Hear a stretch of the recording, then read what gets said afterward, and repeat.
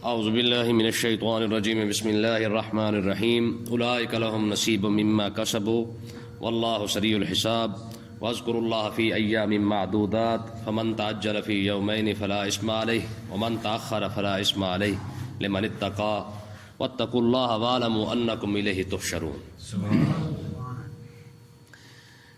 پیچھے دعا گزری ہے کہ کافر بندہ کس طرح دعا مانگتا ہے، دنیا دار کیسے مانگتا ہے اور صاحب ایمان کیسے مانگتا ہے۔ دنیا دار اور کفار کا جو طریقہ ہے وہ صرف اور صرف ان کی ساری توجہ دنیا کی طرف ہوتی ہے، اور صاحب ایمان بندہ دنیا کے ساتھ ساتھ اپنی آخرت کی بھی ساتھ دعا مانگتا ہے۔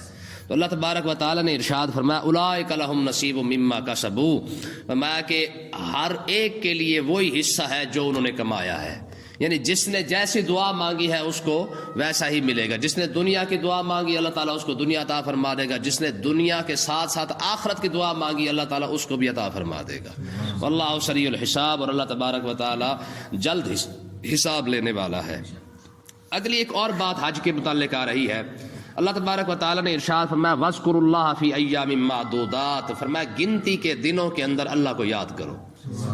گنتی کے دنوں میں اللہ کو وہ گنتی کے دن کون سے ہیں؟ ان کو ایام تشریق کہا جاتا ہے۔ یہ کون سے ہوتے ہیں بھلا؟ 9، 10، 11، 12 اور 13 ذی الحج، ٹھیک، ان کو ایام تشریق کہا جاتا ہے، یعنی حج کے دنوں کے اندر۔ تو تکبیرات تشریق بھی اسی کو کہتے ہیں۔ کون سی ہوتی بھلا؟ اللہ اکبر اللہ اکبر، ہاں جی، سمجھے کہ نہیں؟ اللہ اکبر اللہ اکبر، لا الہ الا اللہ واللہ اکبر، اللہ اکبر وللہ الحمد، ٹھیک ہے جی، اسی کو تکبیرات تشریق کہتے ہیں۔ تو اللہ تبارک و تعالیٰ نے ارشاد فرمایا یہ جو تمہارے پاس 4-5 دن ہیں اس کے اندر کیا کرو، اللہ تبارک و تعالیٰ کو کثرت سے یاد کرو، یعنی ہر نماز کے بعد کیا کوشش کرو کہ تم جو ہے وہ تکبیرات تشریق بھی ساتھ ساتھ کہتے جاؤ۔ دور جاہلیت کے اندر ایک بات یہ تھی کہ وہ کہتے تھے کہ مقام منا کے اندر 2 دن جو ٹھہرتا ہے وہ کہتے تھے کہ وہ گناہ گار ہے، اور کچھ کہتے تھے کہ جو 3 دن ٹھہرتا ہے وہ گناہ گار ہے، کیونکہ ہر دن جس نے ٹھہرنا ہے اس کو جو ہے وہ جمرات پر رمی جو ہے کرنا جو ہے اس پر واجب ہے، یعنی وہ جو شیطانوں کے جو نشانیاں بنی ہوئی ہیں اس پر پتھر مارنا واجب ہے۔ تو اللہ تبارک و تعالیٰ نے ارشاد فرمایا فمن تعجل فی یومین فلا اثم علیہ، یعنی 10 ذی الحج کو تو ٹھہرنا ہی ٹھہرنا ہے وہاں پہ مقام منا میں۔ 10 ذی الحج کے بعد اگر کوئی شخص 2 دن ٹھہر کے واپس آ جاتا ہے تو اللہ تبارک و تعالیٰ نے ارشاد فرمایا اس پر کوئی گناہ نہیں ہے۔ ومن تأخر فلا اثم علیہ لمن اتقى، اور اگر کوئی شخص 3 دن ٹھہر جاتا ہے 11، 12 اور 13 ذی الحج کو اگر ٹھہر جاتا ہے تو اللہ تبارک و تعالیٰ نے ارشاد فرمایا گناہ اس پر بھی نہیں ہے، لیکن افضل یہ ہے کہ 3 دن ٹھہر کے آئے، ٹھیک ہے، یعنی مکہ کی طرف واپس لوٹے۔ تو کہنے کا مقصد یہ ہے کہ 10 ذی الحج کے بعد جب حاجی وہاں پہ رکتا ہے تو کچھ 2 دن ٹھہرتے ہیں، کوئی 3 دن ٹھہرتے ہیں، تو 2 دن والا بھی گناہ گار نہیں ہے اور 3 دن والا بھی گناہ گار نہیں ہے، لیکن یہ ہے کہ وہاں پہ رمی جو ہے وہ روزانہ کرنی پڑے گی۔ کتنے کنکر ہوتے بھلا؟ 7۔ اس بار کتنے حاجیوں نے کنکر مارے ہیں؟ 28 لاکھ۔ مجھے آپ یہ بتائیں 28 لاکھ کنکر مارنے والے لوگ ہیں، اور 28 لاکھ اور 7 سے ضرب دے کتنے کنکر جا کے بنتے ہیں؟ یہ کنکر جاتے کہاں ہیں؟ یہ نہیں پتا کسی کو، میں آپ کو بتاتا ہوں یہ کہاں جاتے ہیں۔ آقا علیہ الصلوۃ والسلام نے ارشاد فرمایا کہ جس حاجی کا حج اللہ تبارک و تعالیٰ قبول فرماتا ہے جب وہ کنکر مار کے واپس آتا ہے فرشتے اس کے کنکر کو اٹھا لیتے ہیں، یہ حدیث ہے، وگرنہ وہاں پہ کوئی نظام نہیں ہے پتھر اٹھا کے واپس رکھنے والا۔ آپ پوچھ کے دیکھیں ان سے، صرف حاجی مارتے نظر آئیں گے آپ کو، لیکن وہ کہاں جاتے ہیں یہ نظر نہیں آئیں گے۔ وجہ کیا ہے کہ آقا علیہ الصلوۃ والسلام نے ارشاد فرمایا کہ جب حاجی کنکر مار لیتا ہے تو مارنے کے بعد جب واپس پلٹتا ہے تو جس حاجی کا حج اللہ تبارک و تعالیٰ قبول فرماتا ہے فرشتے اس کے کنکر کو اٹھا لیتے ہیں۔ تو اللہ تبارک و تعالیٰ نے ارشاد فرمایا واتقوا اللہ، فرمایا اللہ سے ڈرو، واعلموا انکم الیہ تحشرون، اور یہ بات یاد رکھو کہ ایک دن ایسا بھی آئے گا تمہیں اللہ تبارک و تعالیٰ کی بارگاہ اقدس میں تمہیں اٹھایا جائے گا، ٹھیک ہے۔ اگلی ایک بات آ رہی ہے جو اس زمانے کے لحاظ سے بہت خاص بات ہے۔ آقا علیہ الصلوۃ والسلام کی بارگاہ اقدس میں ایک شخص حاضر ہوتا تھا جس کا نام تھا اخنس بن شریک۔ کیا نام تھا؟ اخنس بن شریک نام تھا اس کا، یہ منافق شخص تھا۔ آقا علیہ الصلوۃ والسلام کی بارگاہ اقدس میں آ کے نا بڑی بڑی میٹھی میٹھی باتیں کیا کرتا تھا اور بڑے بڑے محبت کے دعوے کیا کرتا تھا، ٹھیک ہے، اور ہر بات پہ کہتا حضور اللہ گواہ ہے مجھے آپ سے بڑا پیار ہے، اللہ گواہ ہے میں آپ سے بڑی محبت کرتا ہوں، اللہ گواہ ہے میں آپ کے لیے جان بھی دے سکتا ہوں، ہاں جی آپ کے لیے جان بھی حاضر ہے۔ تو یہ نا میٹھی میٹھی باتیں کیا کرتا تھا۔ تو اب کیا ہوا، اللہ تبارک و تعالی نے ارشاد فرمایا وَمِنَ النَّاسِ مَن يُعْجِبُكَ قَوْلُهُ فِي الْحَيَاةِ الدُّنْيَا، یہ ان خوش آمدید ٹولے کے لیے ہے جو منہ پہ آ کے کہتے ہیں جناب آپ کے لیے جان بھی حاضر ہے اور باقی یعنی آپ جی اور سارا جگ مرے، یہ اس کے لیے ہے، ٹھیک ہے۔ تو اللہ تبارک و تعالی نے ارشاد فرمایا کہ لوگوں میں سے کچھ ایسے بھی بندے ہیں مَن يُعْجِبُكَ قَوْلُهُ، جس کی باتیں آپ کو بڑی اچھی لگتی ہیں، فی الحیات الدنیا، دنیا کی زندگی میں جس کی باتیں آپ کو بڑی اچھی لگتی ہیں، آپ کے سامنے بیٹھیں گے جناب زمین آسمان ایک کر دیں گے، ملا دیں گے جناب ہم آپ کے لیے مرنے کے لیے تیار ہیں، ہم آپ کے لیے مارنے کے لیے تیار ہیں۔ تو یہی باتیں اخنس بن شریک آقا علیہ السلام کے بارگاہ مقدس میں بیٹھ کے کیا کرتا تھا۔ وَيُشْهِدُ اللَّهَ عَلَىٰ مَا فِي قَلْبِهِ، اور آقا علیہ السلام کی بارگاہ مقدس میں یہ بھی کہتا کہ حضور جو کچھ میرے دل میں آئے اس پر رب گواہ ہے، ٹھیک ہے جی، رب گواہ ہے، اللہ جانتا ہے جی میں آپ کے لیے جناب تن من دھن سے آپ پر مرنے کے لیے تیار ہوں۔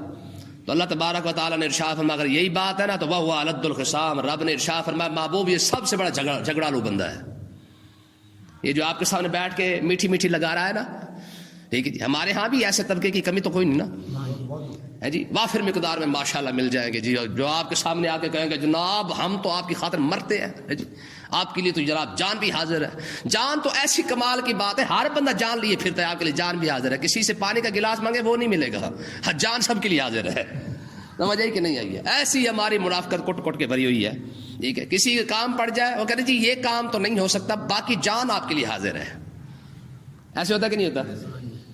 تو اللہ تبارک و تعالیٰ نے ارشاد فرمایا وَهُوَ أَلَدُّ الْخِصَامِ، یہ جو میٹھی میٹھی باتیں آپ کے سامنے محبوب کر رہا ہے نا، یہ کیا ہے؟ یہ سب سے بڑا جھگڑالو ہے۔ وَإِذَا تَوَلَّىٰ سَعَىٰ فِي الْأَرْضِ لِيُفْسِدَ فِيهَا وَيُهْلِكَ الْحَرْثَ وَالنَّسْلَ، فرمایا کہ جب یہ آپ سے پھر کے آتا ہے نا تو سعیٰ فی الارض، زمین کے اندر اس کی کوشش یہ ہوتی ہے لیفسد فیہا، یہ فساد پھیلائے، کبھی صحابہ کرام کو کوئی بات کرے گا، کبھی اس کو جگت بازی کرے گا، کبھی اس کو تانا دے گا، کبھی اس کو گانا دے گا، کبھی اس پر بات کرے گا۔ وَيُهْلِكَ الْحَرْثَ وَالنَّسْلَ، یہ اس خبیث کے ہاتھ میں چھرا ہوتا تھا، وہ کیا کرتا صحابہ کرام کا جانور نظر آتا وہیں پہ قتل کر دیتا، وَالنَّسْلَ، صحابہ کرام کے باغات ہوتے یا فصلیں ہوتی ان کو آگ لگا دیتا، ٹھیک ہے۔ وَاللَّهُ لَا يُحِبُّ الْفَسَادَ، رب نے فرمایا کہ محبوب رب فسادیوں کو پسند نہیں فرماتا۔ دیکھیں حضور کے سامنے بیٹھ کے بات کرنا کہ جناب حضور میں آپ سے پیار کرتا ہوں، مجھے تو آپ سے محبت ہے، ٹھیک ہے، لیکن جیسے ہی باہر نکلنا صحابہ کرام کی فصلوں کو آگ لگا دینی، صحابہ کرام کے جانوروں کو ہلاک کر دینا، ٹھیک ہے۔ اس کا مطلب یہ ہے کہ ہر وہ بندہ جس کے اندر یہ عادت پائی جائے وہ بھی تو اخنس ہے کہ نہیں ہے؟ وہ بھی تو اخنس ہے نا، اخنس ایک تھوڑی تھا، اخنس ہر وہ بندہ ہے جس کے اندر یہ عادت پائی جا رہی ہے کہ منہ پہ بیٹھ کے خوشامد کرنا اور پیٹھ پیچھے بیٹھ کے برائیاں کرنا، ٹھیک ہے۔ تو فرمایا یہ اخنس ہے۔ تو آگے دیکھیں جی اخنس کی طبیعت کیسی ہوتی ہے۔ اللہ تبارک و تعالیٰ نے ارشاد فرمایا وَإِذَا قِيلَ لَهُ اتَّقِ اللَّهَ أَخَذَتْهُ الْعِزَّةُ بِالْإِثْمِ فَحَسْبُهُ جَهَنَّمُ۔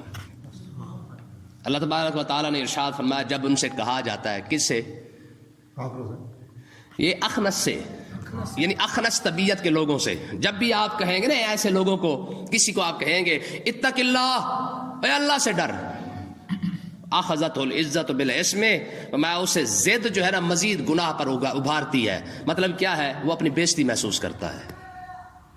جب آپ کسی کو کہیں گے کہ یار اللہ سے ڈر تو کیا کرتا ہے؟ بے عزتی محسوس کرتا ہے۔ اب مجھے آپ بتائیں اسی بات کو، اس آیت کو آپ آج کے ماحول پر رکھ کے دیکھیں، آپ جس کو نصیحت کریں گے، جس کو اچھی بات کریں گے، اس کو بے عزتی محسوس ہوتی ہے۔ کسی کا کہنا آپ یہ کلمہ کیوں نہیں یاد کیا؟ کرے یار مولوی نے بڑی بے عزتی کی تھی بھائی آج، ہاں جی۔ کسی کو بھائی جنازہ یاد کر لے، کلمہ یاد کر لے، اور کچھ بھی نہیں کر سکتا کم سے کم نماز کا طریقہ ہی سیکھ لے۔ کیا کہتے ہیں یار ساروں کے سامنے جو ہے ہماری بڑی بے عزتی کر دی بھائی۔ جس کو نصیحت بے عزتی لگے، مجھے آپ یہ بتائیں کوئی اور اس سے بڑا کوئی اور بدبختی ہو سکتی ہے؟ تو اللہ تبارک و تعالیٰ نے پھر اس کا حساب کیا لگایا؟ یعنی جس بندے کو نصیحت بے عزتی لگ رہی ہے نا، اللہ تبارک و تعالیٰ نے ارشاد فرمایا فحسبہ جہنم، اس کا ٹھکانہ پھر جہنم ہی ہے۔ ایک بندے کو سمجھایا جا رہا ہے کہ خدا کا واسطہ ہے تھوڑا سا دین سیکھ لو، اور آگے سے کیا کہتا ہے؟ کہتا ہے جی ہماری تو بے عزتی ہوگی۔ کیوں جی؟ اس سے بڑی آپ مجھے آپ بتائیں یہ قرآن کی آیت نہیں؟ کبھی ہم نے سوچا ہے کہ قرآن کے اندر ایسی آیت بھی موجود ہے؟ ہاں یہ ہے کہ ہم نے کبھی پڑھا نہیں ہے، قرآن کے اندر تو سب کچھ موجود ہے نا جی، ٹھیک ہے. تو اب مطلب یہ ہے کہ آپ اندازہ کریں کہ اللہ تبارک و تعالی نے ہر اس بندے کی طبیعت کو بیان کیا کہ حضور کے سامنے بیٹھ کے کیا بن رہا تھا، لیکن جب اسے کہا گیا اتق اللہ، یا رب سے ڈر. حضرت سیدنا فاروق اعظم رضی اللہ تعالیٰ عنہ آپ نا بازار میں جا رہے تھے، کسی شخص نے پیچھے سے آواز لگا دی، کہا یا امیر المومنین اتق اللہ، میں امیر المومنین رب سے ڈریے. فاروق اعظم کعبے کی طرف منہ کیا اور سجدے میں گر گئے. کعبے کی طرف منہ کر کے سجدے میں گر گئے. ٹھیک ہے. لوگوں نے کہا حضور یہ کیا ہے؟ فرمایا اس نے تجھے سنا نہیں ہے اس نے کیا کہا؟ اس نے کہا امیر المومنین رب سے ڈرو. تو میں تو ڈرتے ہوئے سجدہ کر دیا ابھی میں نے. حضرت ہارون رشید رحمۃ اللہ علیہ بادشاہ، لوگوں تو اس کے بارے میں ایسے کہہ دیتے نا، یہ بادشاہ روز ہارون رشید ڈیلی روزانہ جو ہے یہ 100 رکعت نماز نفل پڑھتا تھا رات کو. ٹھیک ہے. یہ جا رہا تھا کہ یہودی نے پیچھے سے آواز لگا دی، اس نے کہا یا امیر المومنین اتق اللہ. یہودی نے کہا امیر المومنین رب سے ڈرو، 1 سال ہو گیا میں تمہارے پیچھے آ رہا ہوں. گھوڑے سے اترا، کعبے کی طرف منہ کر کے سجدہ کر دیا. ہمارے لوگ تو ایسے تھے. ٹھیک ہے جی. آج کیا ہے؟ تسبیح ہاتھ میں ہے جی، اور اس کے بعد جناب مدینے کا سفر بھی ہو رہا ہے. ریاست مدینہ بناتے بناتے جناب وہاں پہ جانا، پیروں ننگے جانا مدینے میں، اور واپس آ کے مسجدوں کے تالے بھی لگا دینے. ٹھیک ہے جی. تو یہ بھی تو اخنس ہے کہ نہیں ہے؟ یہ میٹرو بناتے بناتے نواز شریف بول رہے یہ گنجا کمپنی جو ہے انہوں نے کتنی مسجدیں گرا دی ہیں.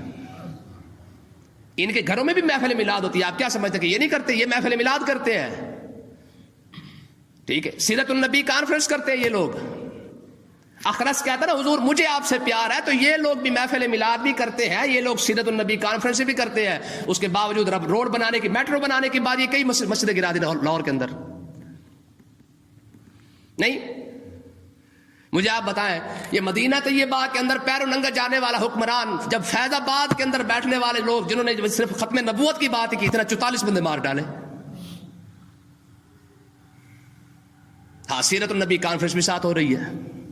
تو مطلب کیا ہے کہ آقا علیہ الصلوۃ والسلام کے سامنے بیٹھ کے ایک بندہ کہہ رہا ہے کہ یا رسول اللہ مجھے آپ سے پیار ہے، اور حالت کیا ہے؟ میں جب بھی اسے کہا جا رہا آخذ اتق اللہ، تو اسے بےزتی محسوس ہوگی. آج ہمارے لوگوں کو بےزتی محسوس ہو جاتی ہے. یار اگلی آیت کو دیکھے ذرا مزہ آ جاتا ہے. والا بیسل میں ہاتھ، رب نے ارشاد فرمایا کہ جس بندے کو نصیحت بےزتی لگتی ہے نا، فرمایا ایک تو اس کا ٹھکانہ جہنم ہے. والا بیسل میں ہاتھ، فرمایا کتنا برا ٹھکانہ ہے، کتنا برا ٹھکانہ ہے. اب اگلی بات دیکھو، فرمایا تمہیں تو ہر بات پہ بےزتی محسوس ہو جاتی ہے، میرے بندہ کیسا ہے؟ فرمایا وَمِنَ النَّاسِ مَن يَشْرِي نَفْسَهُ ابْتِغَاءَ مَرْضَاتِ اللَّهِ. فرمایا کہ لوگوں میں سے کچھ ایسے بھی ہیں من یشری نفسہ ابتغاء مرضات اللہ، جو اللہ کی رضا کی تلاش کرتے کرتے جنہوں نے اپنی جانوں کو بھی بیچ ڈالا ہے. تمہیں بےزتی محسوس ہو جاتی چھوٹی چھوٹی بات پر. کچھ ایسے بھی تو ہے جنہوں نے رب کی رضا کی خاطر اپنے آپ کو بھی بیچ ڈالا ہے. حضرت صہیب رومی رضی اللہ تعالیٰ عنہ صحابی رسول ہے. یہ جب ہجرت کر کے آ رہے تھے نا، کچھ بندے ان کے پیچھے دوڑے اور ان کے پیچھے کرتے کرتے ان تک پہنچ بھی آئے.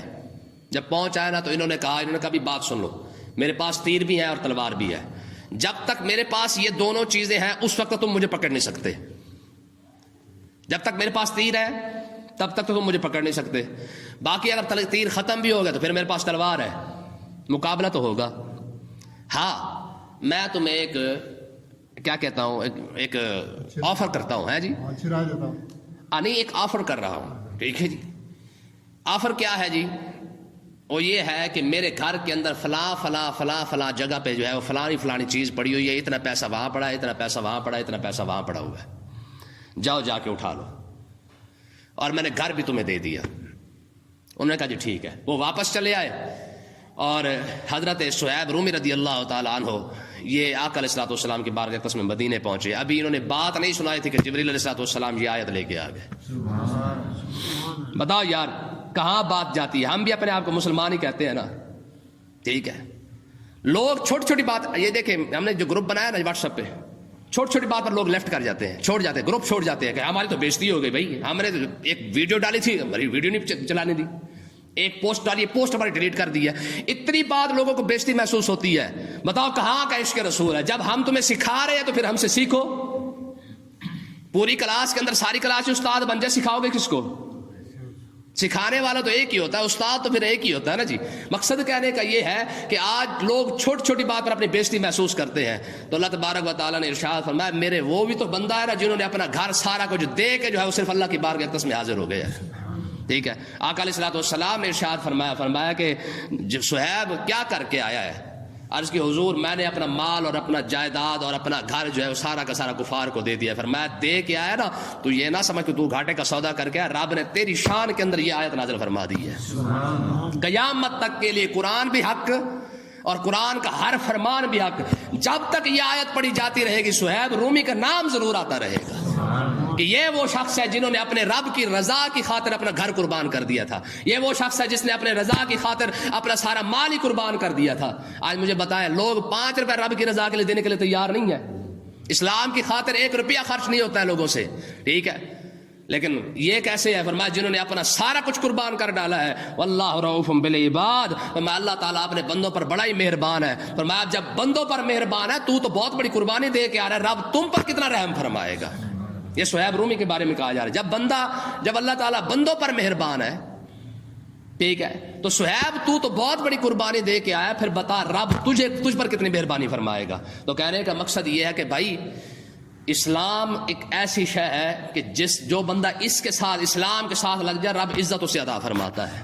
جب ہم کچھ یاد ہی نہ کریں، جب ہم اسلام کی خدمت نہ کریں، دین کا کام ہی نہ کر سکیں. میں نے کئی بار لوگوں کو کہا، میں نے کہا یار یہ دیکھو موبائل ہے نا، کتنی بار اس کو ٹچ کرتے ہیں ہم ڈیلی؟ تقریباً کم و بیش کچھ بھی نہیں نا 500 مرتبہ یہ موبائل ٹچ کیا جاتا ہے. اگر یہی ٹچ ہم 500 مرتبہ میں سے صرف 10 بار ہم دین کی خاطر کا ٹچ کر لیں تو کیا ہو جائے گا؟ کتنا کام ہو جائے گا. ٹھیک ہے. آج کہتے ہیں نا ہم تو مرد ہو کے سارے رو رہے ہیں نا. اما عائشہ صدیقہ رضی اللہ تعالی عنہ حجرے کے اندر بیٹھ کر، ٹھیک ہے، ہمارے علماء فرماتے ہیں، تابعین فرماتے ہیں جتنا علم لوگوں کے پاس پہنچا ہے نا، جتنا علم پہنچا ہے اس میں سے چوتھائی علم صرف اور صرف اما عائشہ صدیقہ نے اپنے حجرے کے اندر بیٹھ کے پہنچایا ہے. آج کسی سے کام نہیں ہوتا، نہ مردوں سے ہوتا نہ عورتوں سے ہوتا ہے. ان کی عورتوں کے پاس سارا بہانہ، وہ شاپنگ کر سکتی ہیں، وہ باہر نکل سکتی ہیں، وہ ہر کام کر سکتی ہیں. جب ان سے کہا جائے نا یار تھوڑا سا دین کا کام کرو، وہ کہتے جی ہم تو پھر باہر تو جا نہیں سکتے، ہم کیسے کریں. مردوں سے کہا جاتا ہے کہ بھائی تم کام کر لو تھوڑا سا دین کا، ہم مل کے چلو کچھ نہ کچھ تو ہم کریں گے نا. کہتے جی ہمارے پاس وسائل ہی کوئی نہیں ہے. ہر بندہ اسی بات کو کوئی نہ کوئی بہانہ بنا کے بیٹھا ہے. مجھے آپ یہ بتائیں ہمارے پاس وسائل ہیں؟ کام کرنے کے لیے بہانہ نہیں چلتا ہے. کام کرنے کے لیے جب نیت بندہ کر لیتا ہے نا تو رب کا فیصلہ ہے والذین جاہدوا فینا لنہدینہم سبلنا. تم کام کرنے کی نیت کر کے کوشش کرنا شروع کرو، ہم راستے خود بنا دیں گے. یہ میرے رب کا وعدہ ہے. تم کوشش کر کے دیکھو، باقی اگلا راستہ کھولنا ہمارا ہی کام ہے. آپ دیکھیں نا جب ہم جا رہے ہوتے ہیں نا کسی سواری پر، موٹر سائیکل پہ جا رہے ہوتے ہیں یا کار پہ جا رہے ہوتے ہیں، ہمیں آگے رش نظر آتا ہے اور بندے ڈرائیور جو ہوتا ہے نا اس کے دماغ میں آتا ہے یار یہاں سے کیسے نکالوں گا. جیسے وہ رش کے قریب پہنچتا ہے وہ رش ختم ہو چکا ہوتا ہے، گاڑی کا راستہ بن چکا ہوتا ہے. ایسے ہوتا ہے کہ نہیں ہوتا؟ پھر آگے دیکھتا ہے یار آگے پھر رش ہے، یہاں سے کیسے نکالوں گا. اچھا جب وہاں تک پہنچتا ہے تو رش پھر ختم ہو چکا ہے، روڈ اس کا صاف ہوتا ہے، اس کی سواری یہاں سے لے کر کراچی تک پہنچ جاتی ہے. ایسا ہوتا ہے کہ نہیں ہوتا؟ تو کہنے کا مقصد یہ ہے کہ بھائی اتنی سی مثال ہے، تم پہلا قدم تو اٹھا کے دیکھو، رب دوسرے قدم کے لیے آپ ہی کوئی نہ کوئی بندوبست کر دے گا. اللہ تعالیٰ ہمیں سمجھنے کی توفیق عطا فرمائے.